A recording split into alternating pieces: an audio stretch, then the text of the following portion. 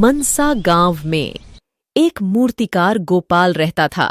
उसका एक छोटा सा परिवार था जिसका लालन पालन करने के लिए उसे कई बार दिन रात काम करना पड़ता था।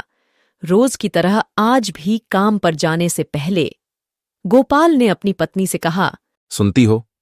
कविता की मां, मेरा खाने का डिब्बा दे दो, मुझे देर हो रही है। मुझे आज आने में देर हो जाएगी, शायद मैं रात को ही आऊं।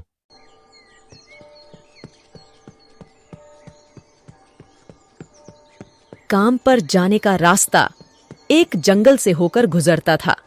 जंगल में गोपाल पहुंचा, उसे आवाज सुनाई दी। गोपाल कुछ पास गया तो उसने देखा कि एक साधु भगवान का मंत्र जपने के साथ ही हंस रहा है। हैरान होकर गोपाल ने पूछा, आप ठीक हैं? साधु ने एकदम से कहा, आओ गोपाल बेटा, मैं तुम्हारा ही इंतजार कर रहा था।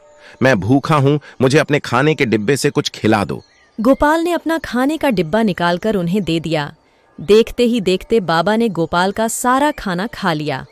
साधु ने कहा, बेटा, मैं तो सारा खाना खा गया, अब तुम क्या खाओगे?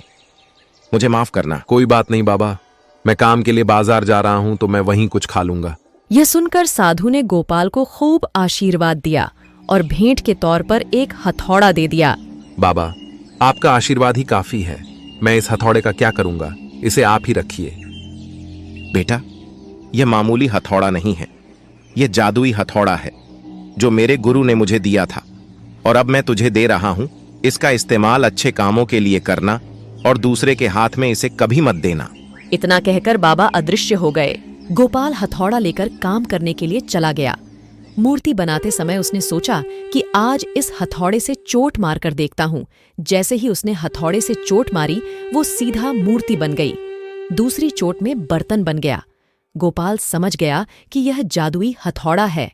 जादुई हथौड़े की वजह से गोपाल का काम जल्दी खत्म हो गया।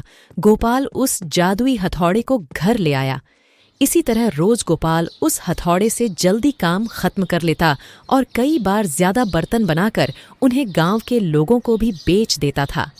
धीरे धीरे उसके घर के हालात पहले से ठीक हो गए और वह अपने परिवार के साथ खुशी खुशी रहने लगा।